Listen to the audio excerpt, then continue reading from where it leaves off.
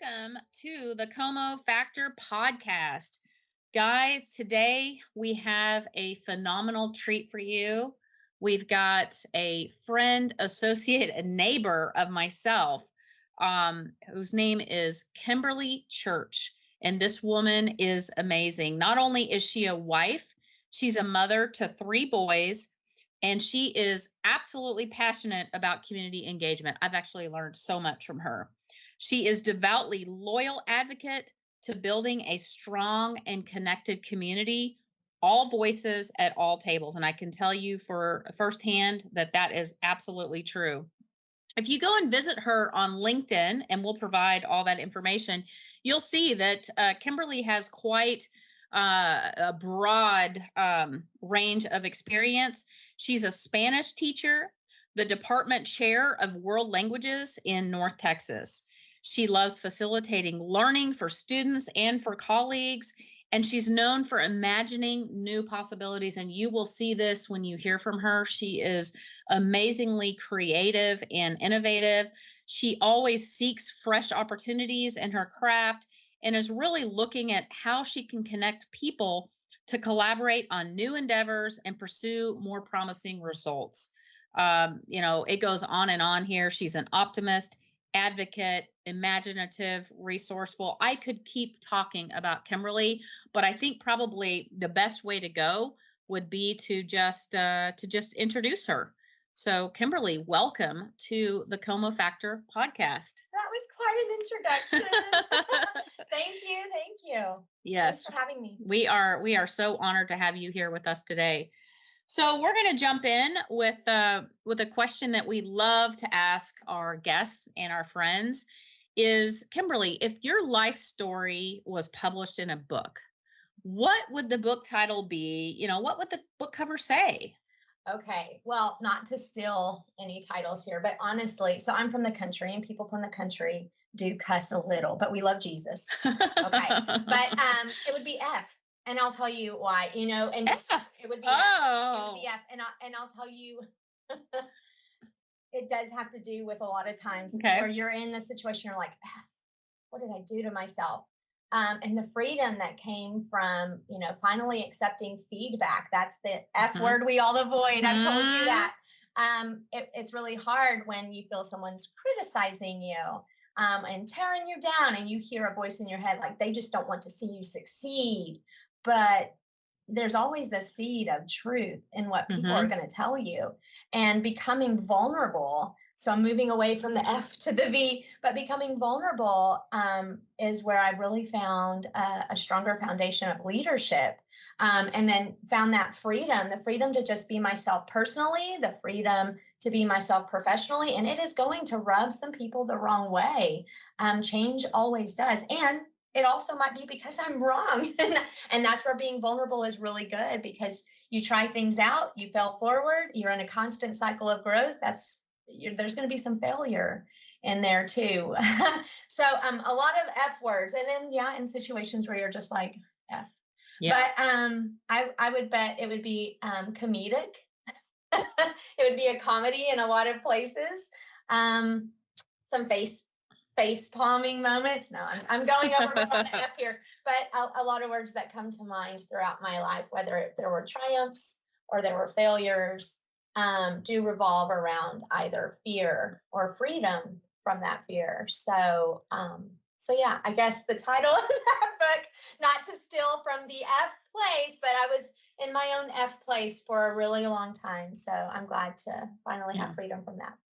Yeah, that's amazing. And I had no idea that was going to be your answer, but I'll say, Kimberly was also part of our inner circle as we developed and published the F Place book. So that's really special. Lots of words that start with F. Yeah. All right. Indeed. Okay. So Kim, you have such an amazing background, and it is so diverse. You've accomplished so much, and I can't wait to hear a little bit more, both personally as well as professionally, during our conversation today. But can you share with our listeners right now, what are some of your life goals at this point in your life journey? Sure. Well, I have been in education this will be my 18th year that we're approaching. I did leave for a little bit And I was a sales and marketing director, a national sales and marketing director for a publicly traded company. And I really learned a lot there. There was a lot of freedom in that position and in growing that department. And I have to say that a lot of success I have found in education um, comes from skills that are little gifts that I learned from being in the corporate world, from having to sell ideas. Most of all to students that maybe don't even want to be in the classroom. Talk about a tough sell, but and marketing and communicating and collaboration. You can't do it yourself, right? You're stronger together. So, but along the way, I mean, I do have, when I say a servant leader heart, I don't mean it in the cliche way that a lot of people try to use it, but in a way that I'm learning to amplify. What I'm doing isn't to do just for you. I'm hoping I'm showing you so that you will then go and you will do it as well. And we can grow this action that benefits people. And through through a lot of the work that I do outside of the classroom, for example, with the Happy World Foundation or with the United Nations, has been a lot of fun and it's been really eye-opening. And I work with a project called the Kakuma Project, and it's free teaching, free learning for students that are in refugee schools in Kakuma, Kenya. And they've actually grown that to other refugee camps that are outside of Kakuma. But teachers from all over the world volunteer their time and their lessons, and they do it via Skype with these kids. Sometimes it's a little screen, and on that little screen, your face is one face, but you're looking at, it could be 3 or 4 faces or a sea of faces, and they're looking at this one little screen. And that's just amazing that they've harnessed the power of all these educators from all over the world. And I thought, wait a minute, don't they already have teachers at refugee camp schools? Wait, they don't. And so my dream, and my husband hates hearing this. He's like, does this mean we have to move? Because we don't want to move again. I would love to head up an education special committee for the United Nations for refugee schools, because these kids, they're called SLIFE students. They have this interrupted education. And a lot of people, I think, and this is our future workforce, right? A lot of people might discount these kids because they think, oh, well, they're not smart enough. They're not smart enough. They've been hiding out during a time of war. They've been working to keep their family safe. They've been, and like we're talking, when I say working to keep their family safe, we're talking 5 and 6 year olds, right? That haven't begun school yet. I would love to head up a committee that I guess, in my opinion, would charge the UN with coming up with really great, innovative educational programs that fill in that gap during those times of war, or during those times of strife, or during those times where schools aren't available in that area, using whatever the local standards are for learning. But still, I feel there is that need out there. We have some of the best education in the world. We are so lucky where we live in Texas. It is, and especially here in North Texas, we have great districts, great curriculum. And when I see these kids and how excited they are about learning, oh, I can't wait. So working with them and having these pop-up schools, these ambassador schools pop up all over the world, and seeing the I guess hope that comes with that for our future. To me, I think education is that escape route from to me, education is the escape route from boredom, from poverty, from war, from a lot of things. And so I would love to plant seeds that grow from that. Well, I can hear the passion in your voice, and just knowing your track record, I have no doubts about your being able to lead a committee, for the UN in the very near future. And another thing that, I'm reminded of as I sit here and listen to you speak, I think just again from your experience and your passion and your future goals in terms of how you want to impact all of these, different students around the world, it reminds me of a quote by W.B. Yeats, in that education's not the filling of a pot, but really the lighting of a fire. And it seems like you're certainly, sparking that all around with the students that you meet and influence, which is just incredible. So let's switch gears a little bit here. Let's talk a little bit more about Kimberly Church. Can you share with our listeners maybe a specific personal transformation that you have undergone, and just talk to us a little bit about, what that looked like and what was the journey that you went through? Wow. So, for a really long time, I was a single mom. I had my son in college. And while I was studying for my MCAT, because I went to school to be a doctor, I mean, I wanted to be a lot of things, but they had a common theme: missionary, save the whales, doctors without borders, immigration attorney. They all had a common theme of wanting to stand in the gap for voices that couldn't help themselves at the time. And at that time, that was doctor. So I went to school for that and I was studying for my MCAT, but I had a son, and that caused a little extension of time in school. And I thought, before I take my MCAT, I would like to study a little bit longer. So I need a job for the meantime. And I fell into teaching by accident. I really thought, it's embarrassing. I thought, well, I'll just give them packets to do, and then I can study at my desk for my MCAT, and I'm getting paid to study for my MCAT. I'm a genius. But you guys probably have learned from getting to know me is that I'm highly competitive. And if a kid came up to ask a question, I was like, oh my gosh, that's so confusing the way here. Let me show you the way I would learn this. Let me show you the way that, and somewhere along the way, and I can't even pinpoint when that decision was made to stop studying for the MCAT. I had so much more fun helping these kids learn Spanish. And I ended up missing that first time to take the test. And at this point, I was getting emails from my school district saying, why haven't you taken your teacher certification test? We show that you missed that one as well. And remember, the point was never to take it. I was never going to take the teacher certification test because I was going to take the MCAT and go to medical school. But so I was missing the teacher certification test at the same time. In tandem, I was missing my MCAT. And there was one more date coming up for it. And I was just having so much more fun. And I thought, I'm just going to, I haven't studied as much as I'd like to. That's what I was telling myself. And so I stayed teaching one more year. And at this point, I was on a probationary contract.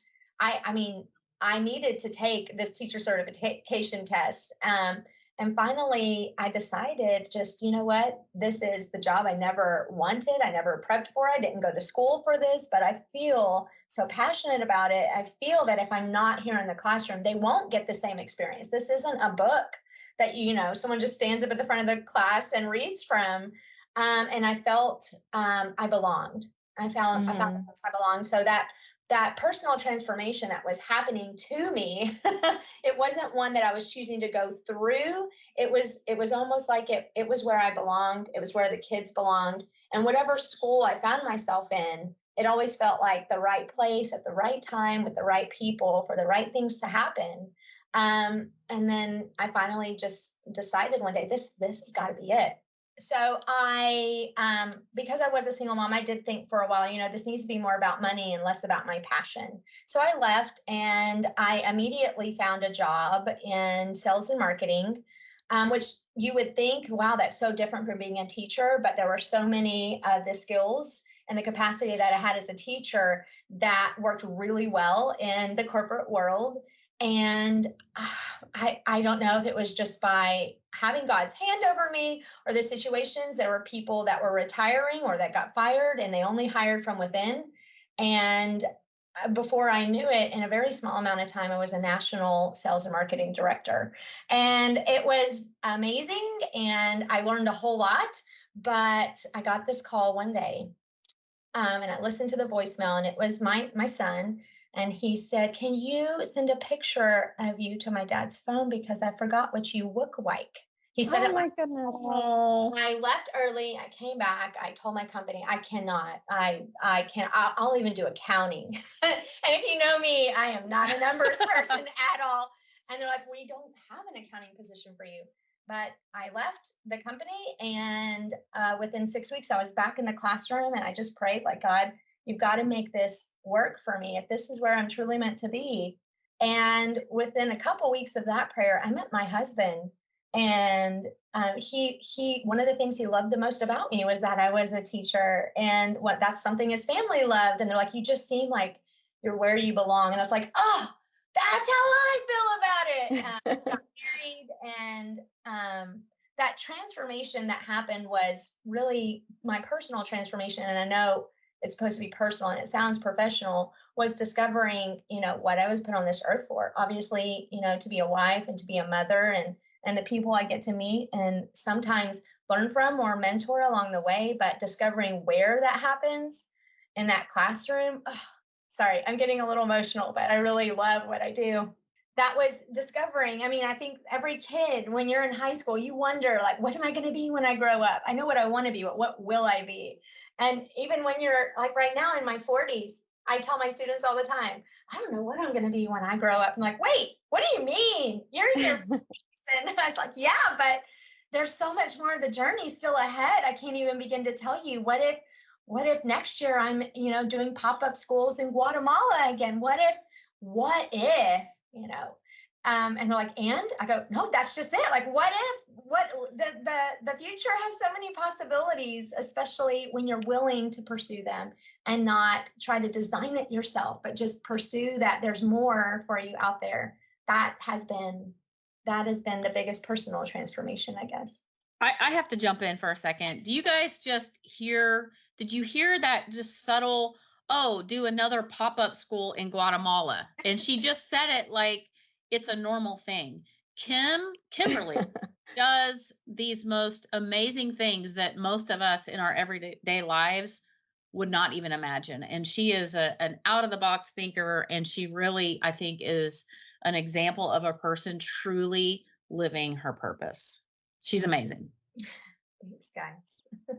Indeed. And, I'm sure it wasn't very easy for you, Kimberly, like as you're going through this journey, right? I mean, both Christine and I have been single moms and certainly had those struggles. We were both in the corporate world at the time. We were navigating, our young children at the time. And I think oftentimes, your comment about hopping into the business development and marketing role, yeah, these are real life, challenges that we're faced with. And I think it's really incredible that you were able to stay true to your purpose and really, ensure that you had like solid clarity around it. Because we talk a lot about clarity here at Como. And oftentimes it's like you have to go through a lot of struggles in order to really discover what your passion is and get clear about it. And the fact that, so long as you're true to your purpose, things will all fall into place. So I really, really love that. Now, tell us something. Were you inspired by a specific individual as you were going through this whole journey of yours to get into the education sector? Was there somebody that really inspired you along the way?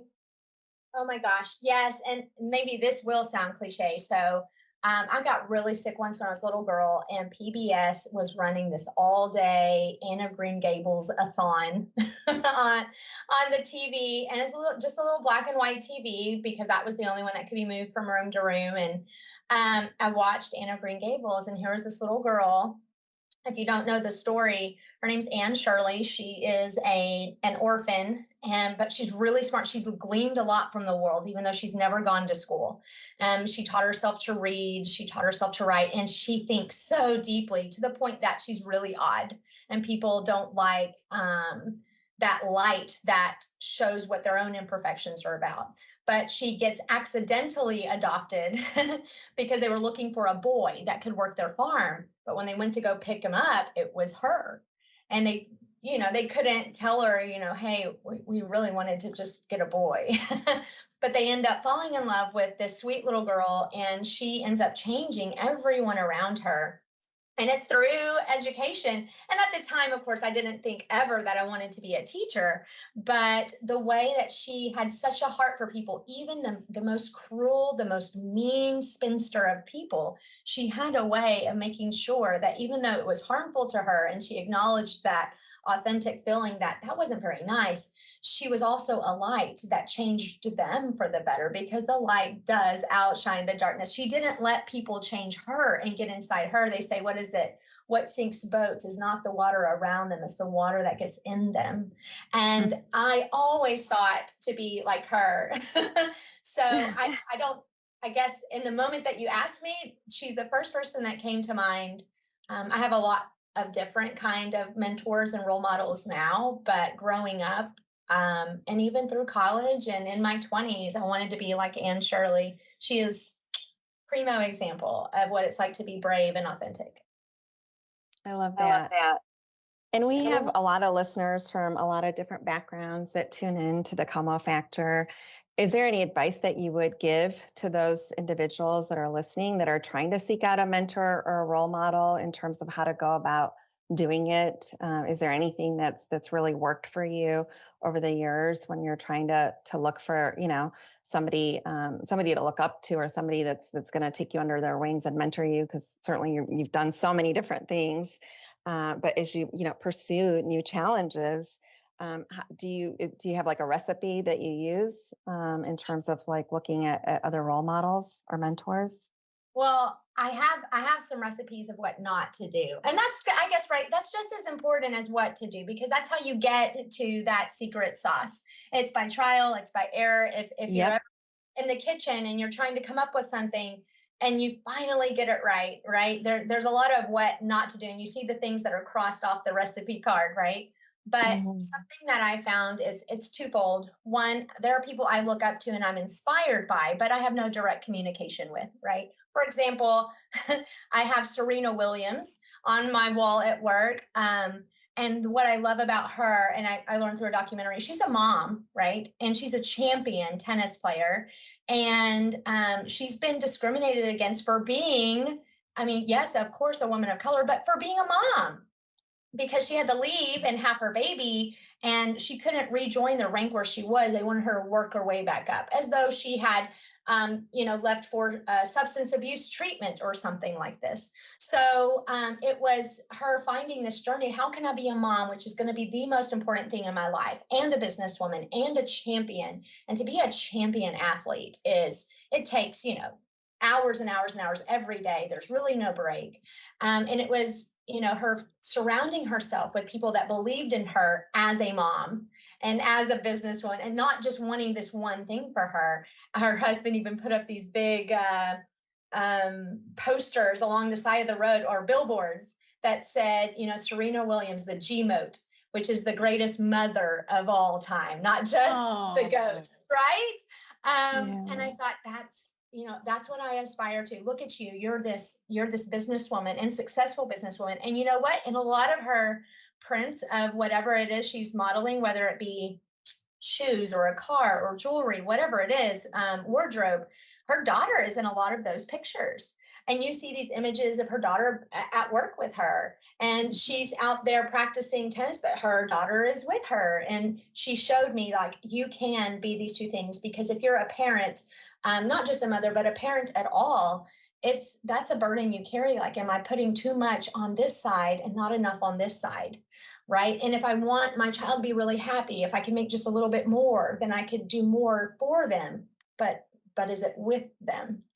Right. And you carry these burdens a lot of the time. So I really look up to and am inspired. I guess I'm inspired by what she's trying to model and the way she uses her celebrity. But that's different than a mentor. A mentor is someone you can talk to. And I'm going to say, I talk about her a lot, and I don't think she knows this, but it's Christine. We take these walks when we have time. And even though she's not in education, like I've said, a lot of what happens in business and what you guys do, right? Transformation. We want teachers to be, and leaders and administrators to be in this cycle of learning and growth, and that they model it, and that they can help you apply it and then amplify it. You don't want one good teacher. You want to create equitable access to great education for all students. So you want everybody to be really great, right? And when I'm having a problem, or I guess not a problem, when I've incurred a challenge with my leadership, that there's something that is not working, and I know I'm in the right, but I can't get over this challenge, and I don't know how to see it in a different way. We'll go on these walks, and Christine will present, and it's usually a simple question. And one thing she brought up recently that has, well, like last year, I think, which really set us in a tailspin, and our whole district is now redesigning this leadership program based on the question that Christine asked me. And she said, is your role clear? Do you think to everyone? Do you think in the way that you're trying to help, which can be really helpful and can help others overcome their challenges, but maybe they don't understand that this is part of your role? Do you think they're clear on what your role is? And I was like, well, whoa. Probably not. Yeah. And so I came home that night and I started writing a list of what I do and then what I think people think I'm supposed to do. And then I actually went back for the role that I applied for and I got. And it said, I mean, it had some good things, but I mean, can carry 20 pounds of books. What? Like, no wonder they're not clear about that. We all have our special gifts and talents. And so it looks different in so many different people. And that right there, I mean, I have challenged my leadership with, what am I supposed to do? What is this role? If you were to write descriptors for my role, what would that be? And they would say what they wanted to. I was like, right, but what is it? Can we adjust this? That here is the foundational expectation. Everyone has their roles and their gifts, right? And extra things they can bring to the table. But what is the foundational expectation of this role? And not just for me to know, but also for others to know. So they know what to come to me for. They know what to expect of me. One thing I love about Brene Brown, and that has really, really helped me as well in dealing with these kinds of crucial conversations, is clear is kind, unclear is unkind. You cannot hold people to expectations that they aren't clear about. That's unfair, right?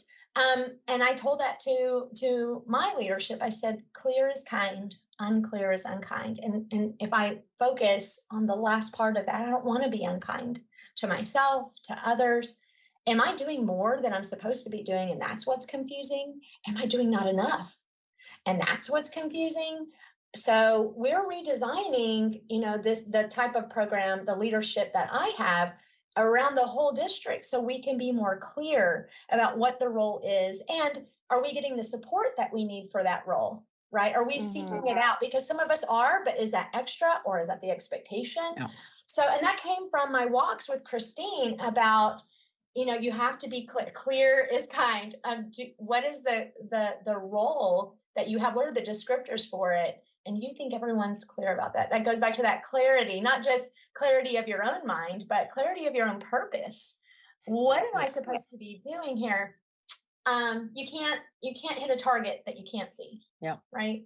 Clarity is so incredibly multidimensional. And it's, that's one of the main reasons why Como starts with clarity, because no matter what you're doing, whether it's a personal or professional setting, having that clarity is key to success. So I didn't know all that about our walks and talks. So that's amazing. If you have ever wondered why some people succeed while others fail to survive, this book is for you. Beneath the placid surface, there is a toxic culture at the F Place. The company is plagued by backstabbing leaders, drama, lies, scandal, and unhappy employees, to the point that both the performance and the well-being of the people in the company are fractured. Rather than bore the reader with another leadership philosophy, the F Place uses a captivating storytelling approach to illustrate how to successfully navigate personal and professional change. Journey with these characters as they engage in political warfare, fight for their personal relationships, and apply the Como factor, choosing to succeed even in the unprecedented year of 2020. True transformation requires courageous leadership. Whether you are a seasoned executive or an aspiring leader, the time is now to own and lead your transformation journey. The F Place book is available on Amazon and all major retailers. Visit us now at thefplace.com.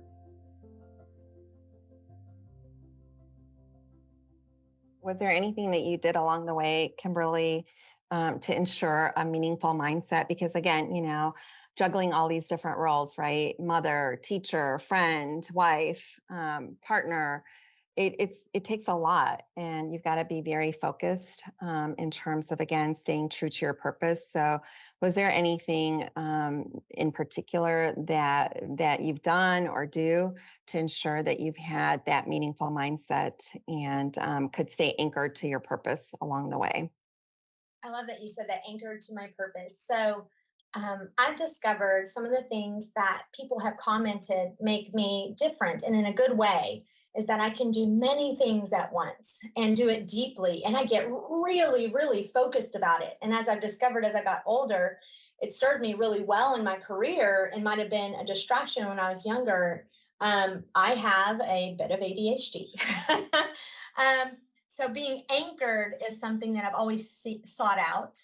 And it's something I was telling Christine earlier. I saw something recently. It's just a meme, but I screenshotted it and it was really meaningful to me. It says, "You will not always be motivated, so you must be disciplined."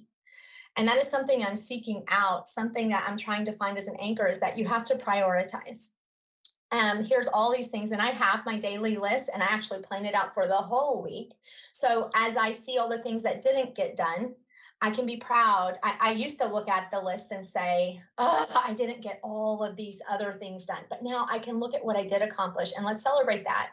Because if I had not prioritized these on a list, if I had not made the priorities of my family, I would have missed this really great moment when that work Mhm. will always be there. It will always be, and I will get it done. And I create a reputation of getting it done. And if I don't get it done this one time, I think the other people spending time with their families right now will understand I had to do this as well. And it's managing the priorities, managing the things that have to get done that aren't a priority because they will start to affect your mind, like laundry. But I mean, adulting is hard, okay? So getting that meaningful mindset, I think in what who I am as an educator and as a mother and as a wife, it's hard not to find deep meaning in all that you do and purpose, and you know that what you're doing is going to deeply affect someone either for the better or it could be harmful. And so navigating your actions and your behaviors in a way that will challenge people might make them uncomfortable, but you hope it will grow them. So that's something. And getting into that meaningful mindset is also not just saying what your opinion or your thought is on the matter. I've tried this new thing I've heard about. It's called three before me. When you're in these big meetings, listen to three people first.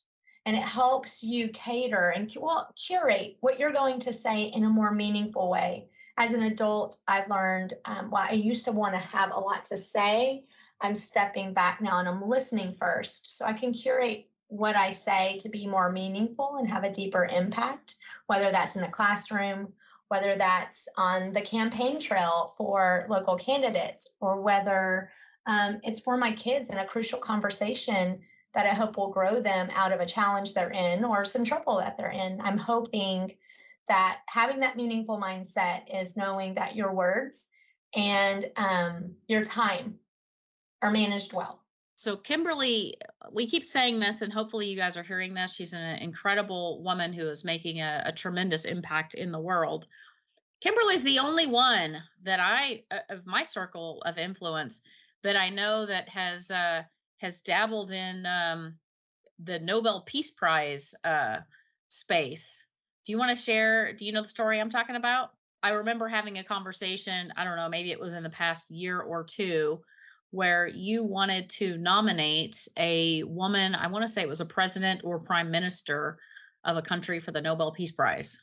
Yeah, okay. So it is Epsy Campbell Barr. She is the vice president of Costa Rica.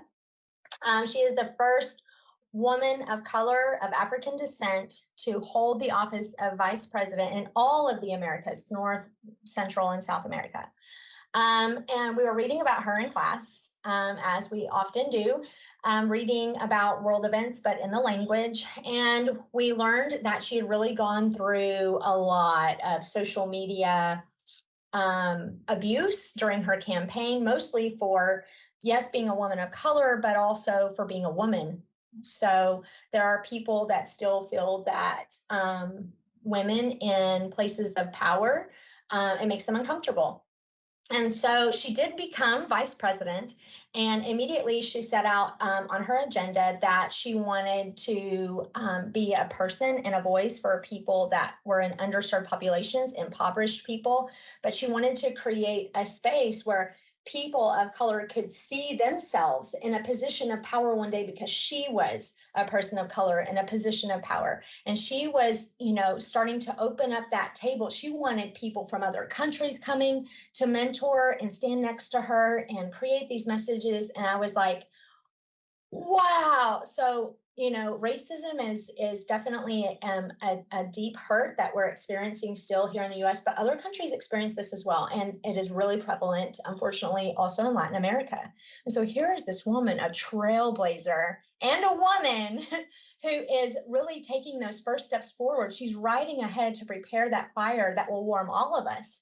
And that's dangerous. That's scary. I think of riding ahead, like the pioneer days, right? How scary it was to go out alone. And she was doing that. And I thought, you know what?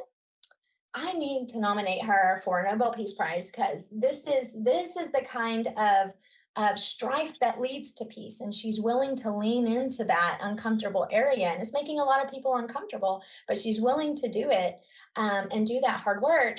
Well, I reached out to her on Facebook, not thinking. She reached out to a leader of another country on Facebook. Well, in my mind, I thought, if I was a famous leader, I would go and I would read messages from people that, I hope that I'm inspiring. And I thought, I just want to let her know that here far away in Texas, in North Texas, we're reading about her in our classrooms.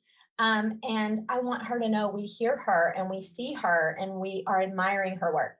And so I just reached out and I said, hey, I just think you're super great. And I had a picture of all my students holding the magazine. And I just said, I know that my students would just love to say hello. And what I meant was this picture, like in this picture, we're saying hello. Thank you so much for all the work that you're doing that's leaving these lasting social imprints and for going first. And she wrote back. And when I saw those three little dots, like sitting there, because it was almost immediate. So I'm getting chills thinking about it now because this is still one of my I can't believe this happened moments. But and then it came up and I thought, surely this is, obviously a staffer or something like this for her. I've come to learn since then it's her.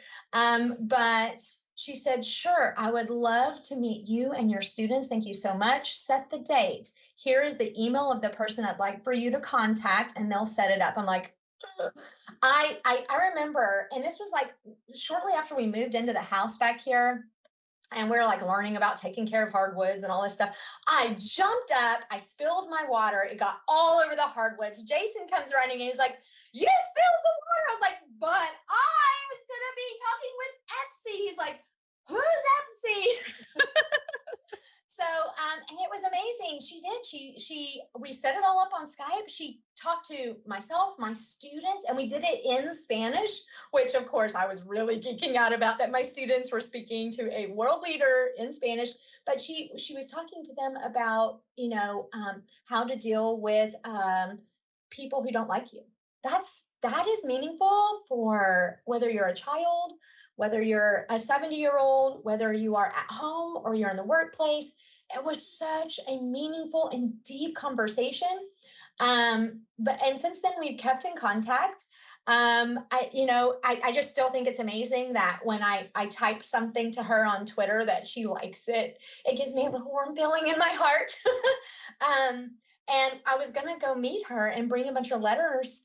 And we were there. It was in March of 2020.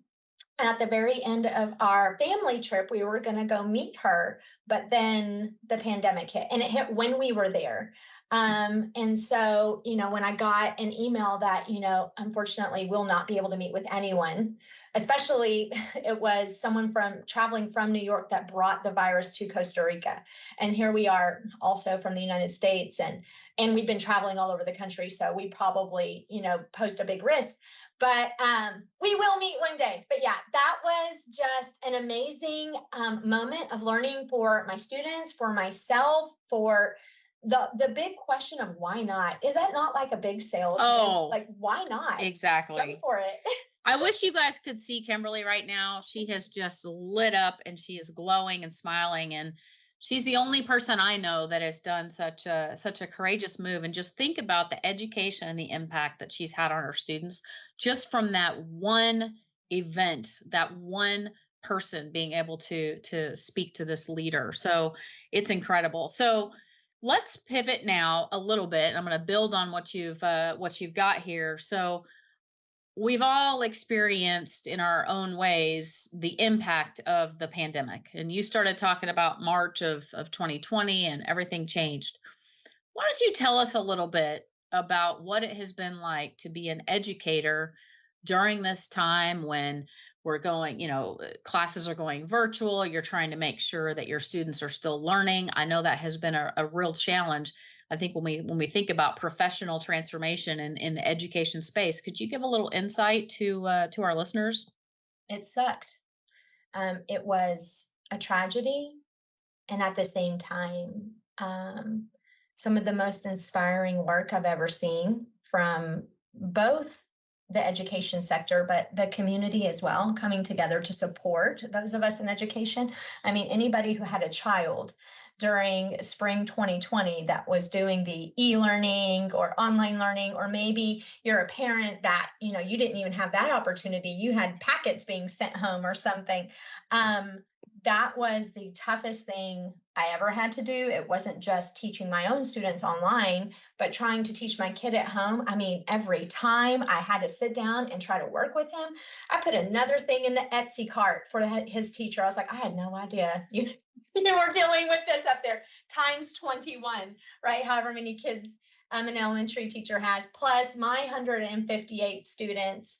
Plus it was just, and not just managing their learning and tracking their growth, but managing their emotions and who they are as human beings and how they're working through the tragedy of loss and fear, and letting them know it's okay. This is an uncomfortable space, but we're going to keep growing, and knowing when to stop and pause and put a pause on the growth and work on yourself and make sure you're maintaining who you are and who you think you are and that you feel safe. So that was the part that really sucked. It was in the spring of 2020. I don't know any teacher that wasn't working 20 to 22 hours a day, 7 days a week. It really took a lot out of it took a lot out of me. We're always pouring into people. I think not just educators, not just mothers, but I mean, people in the business world, they're trying to pour into what it is that they're doing, but you get to that part where it is no longer sustainable. And that is when people stepped in to help us, when partnerships were created that didn't exist before, where we were having to envision learning in a way that we had always dreamed of like 50 years ago, but you just couldn't because this is just the way things are. So this opened the door to the kind of innovative learning that we had always considered that it would be a hard sell, like almost impossible sell. And now every teacher was being forced to do it. So it has, I know, changed a lot of teachers. I mean, we have scars from it. I will always bear the scars. Sorry, I'm getting emotional. Teaching during a pandemic. It was the hardest thing I've ever done. And to see so many of my colleagues via Twitter and via TikTok and via LinkedIn leave the profession, not because they weren't supported really, but that they couldn't sustain. It was not sustainable. And to see that and be almost seduced by that idea, seduced by what it would be like to just unload all of that burden and be able to just focus on myself and my family. But I know what my purpose is, and no one person, no one pandemic can rob me of that. And that is the spirit of the teacher. You have to put yourself around ideas that will influence positivity and people that will recharge you and refill you, because um, people will seduce you. Dark thoughts, like, and when I say dark thoughts, I'm thinking like, what would it be like to focus on just your child and not miss any of his events because you're doing the events at your school? And um, so there was a lot of inspiration. I mean, the classroom will forever be changed. We all bear those scars, but we also have an optimism and a hope that we didn't have before about what education can look like in the future. And the way we collaborated, we used to just collaborate maybe with just the people on our campus, maybe just within our district. But now, I mean, I'm part of Facebook groups that are with people from Canada, from Australia, from Argentina, from, Oklahoma, right? And we've all been sharing and really working in these professional learning communities together to strengthen our classrooms. Oh my gosh, resourcing the best minds in the whole world has been such a treat. And we didn't really have a space for that before. I mean, we did Facebook, Twitter, but we didn't have anything concrete to work with. So, and I also would say I always felt really, I'm really lucky in the district that I work in. The families have always been really supportive. But after e-learning of 2020, everybody was extra supportive as far as teaching and education in the pandemic. I mean, it's like any battle. I mean, I do feel that we won, and not everyone can say that. There are some districts and some schools that didn't fare as well as we did here in North Texas. Some families that maybe were in a really great district, but this was just not the learning environment that was going to be best for their family. So we all bear scars, but we learned something from it, right? It reminds me of one of my favorite things. I've told you about this on one of my walks. The biodome trees, the biosphere trees, right? So if you don't know what the biosphere is, it is this research dome where they have the most perfect conditions for anything to grow. And they do research in that. And once you go into the biodome, you can't come out for a really long time. I can't remember how long it was, like a year or something. So they were growing these trees in Biosphere 2. And the trees were in the most perfect condition. And they grew really fast too because of these perfect conditions, right? But they started slumping over because in the most perfect conditions, while these trees could grow really, really fast, their roots didn't grow strong because their roots didn't have that wind. It needed the challenge of the wind to grow the roots strong. So it was almost like, I call them the imposter trees. They look like they're growing, but they had no foundation. They had no roots. And so they started to slump over. And it just reminded me, using the pandemic, that it's the challenges that we go through that make us stronger, that build capacity, right? We can, on the outside, without those challenges, without the difficulties, look like we're doing really great. And that might feel really great, I'm not going to lie, but I don't have the capacity to deal with another kind of challenge. And that growth will definitely cap off. It will plateau without the challenges that continue to build capacity. And so it reminds me of the biodome trees. As far as education goes, before the pandemic, I feel like there was some slumping. It looked great, but there were so many holes and so many cracks in the foundation that were foundationally wrong to begin with from decades and decades and decades ago, right? We were still trying to be blockbuster, which was great for, the 90s. It's great. There's nothing wrong with blockbuster. It was what the 90s needed, but to remain blockbuster in 2021, that would be malpractice. You got to be Netflix, right? You got to be streaming, right? So, and I got that from Tom Schwimmer. He said that to me. He is, an educational consultant, and he goes, so it honors, when you say something like, it honors what you had to be then. There's nothing wrong with that, but it's time to change. It's time to grow. It's time to realize that that was good for then, but this is something good for now. So if you ask me what the pandemic was, I mean, I did say it sucked, and it does suck going through, and that's probably not the language you want to hear from a teacher, but I am authentic. It's one of my core values.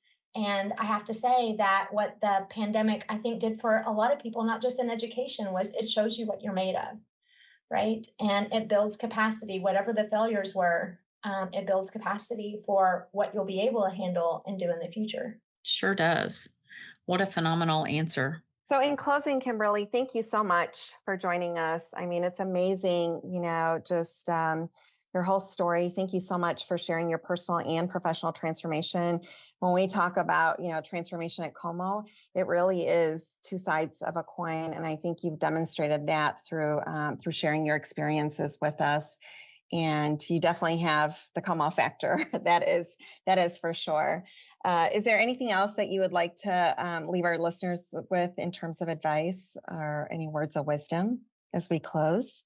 Yeah, sure. I will share very quickly a challenge I've had. In wanting to be a leader, you can't do the work for people. And if you have that heart of a servant leader, you want to rush in to fix things. And I truly am a fixer, like Olivia Pope from Scandal. I want to come in and fix it for you. But what I've learned from that is I was actually harming and I was causing damage because they weren't going to learn this is how I can fix it in the future. They were learning, well, she'll come in and she'll fix it. And I wasn't growing people that way. It's a lot like, yes, you find people that you can aspire to be like and maybe magnify some of those traits that you admire about others, but you do need a mentor. But a really good mentor, like what Christine is to me, isn't someone that comes in and does it for you. They pose really good questions that allow you to reflect on what the practices are or the thoughts or the actions that you're doing and how you can modify them or reflect, are these really the best practices that are going to be best for not just me but for those around me?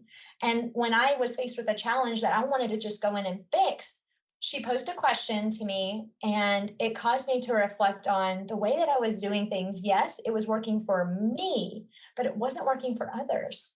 And that's going to cause a relationship down the road to not be as strong as you want it to be, and maybe even distrust that maybe I don't trust them to be able to do it themselves. I don't know. And surely enough, we did a survey of feedback, and it's anonymous. But that was a common theme that, as I had suspected, that came out was that they would like to be able to do some of the things themselves, or they felt that I didn't trust them to be able to do it themselves, which that's what I wanted all along. Like, oh my gosh, that would be amazing if y'all did these things, but I didn't know. I thought I was, unburdening an extra thing on your plate and doing it for you. I thought I was giving you a gift, but they didn't see it that way. And she posed that question that caused me to reflect. My piece would be, to find a mentor that isn't just showing you, but a mentor that causes you to, I guess, put yourself in a cycle of reflection and a cycle of growth. And that's what makes a really good mentor. I constantly tell people about some of the things that Christine tells me, and they always ask, like, who is she? Who is this person? I was like, well, you'll have to move to our neighborhood and join us on our walks. But I feel really blessed to have found her and that we live literally right behind each other. But there are things that you can aspire to, and you can find that kind of inspiration anywhere. But then, finding a mentor that isn't doing things for you, a mentor is going to build capacity in you to be able to do it yourself.